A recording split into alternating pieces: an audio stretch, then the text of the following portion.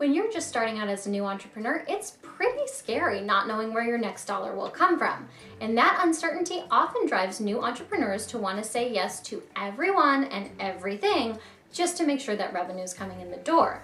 This is a strategy that will almost certainly backfire, however, because it makes it impossible for you to stay focused on what you really excel at, and it allows bad customers to contaminate your whole business. We're all familiar with bad customers. They're needy, they're demanding, they're opinionated, they're impatient.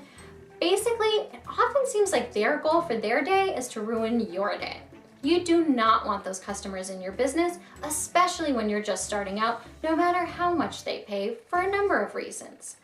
Firstly, building a business around bad customers is just not sustainable. It takes way more time and energy than it should to service these bad seeds, and that cuts into productivity, morale, and margins. Secondly, dealing with bad customers prevents you from focusing on your good customers. You know, those people that behave like human beings and allow you to get enough work done that you can actually make a profit in your business.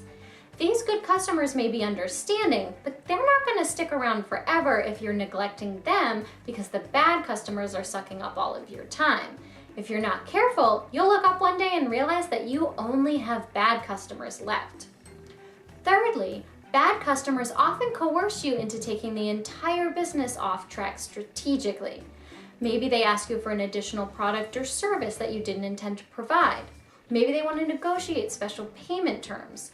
Maybe they insist on some extra features being added to your offering. Whatever it is, trying to please bad customers can quickly lead you down a road that takes you farther and farther and farther away from your strategic path. Now that we understand why these bad customers are actually even worse than having no customers at all, how do we avoid them? Of course, sometimes these bad seeds can slip in undetected, but more often than not, they showed signs of being more trouble than they're worth from the very beginning, and you should have declined to work with them. If a potential customer asks for a product or service that you do not provide and do not want to provide, decline to work with them. They're already taking you off track and your relationship is just beginning. If a potential customer is super needy during the sales process, decline to work with them. Now, I know that some of you will disagree with me here, but especially if you provide a service, a person who is needy before they're a customer will stay needy once they are a customer, and they're gonna suck up way more of you and your staff's time than they're worth. If a potential customer is aggressively bad-mouthing their other service providers, decline to work with them. Now, I don't mean somebody who says another company was unable to meet their needs should be rejected.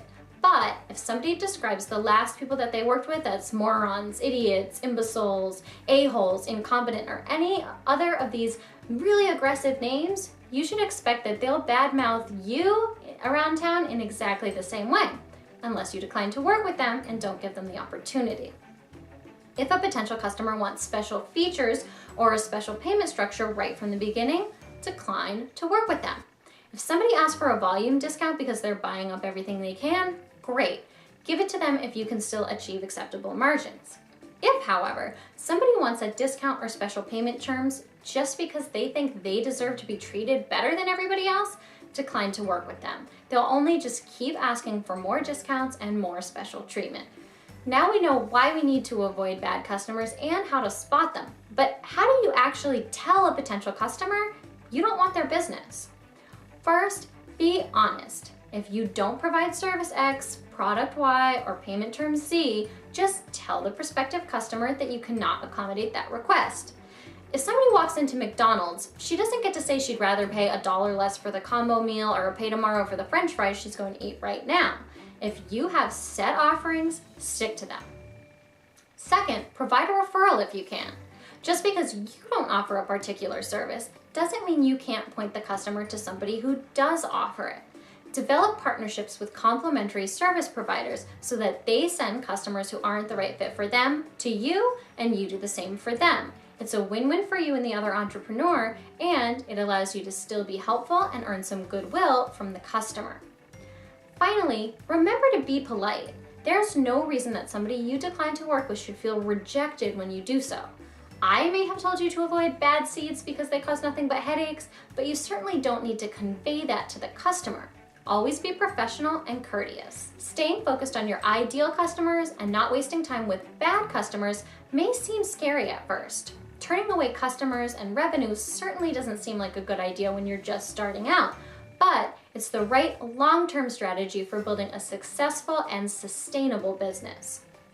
If you liked this video, please let me know by giving it a thumbs up on YouTube and Facebook and sharing it with your friends and colleagues on social media.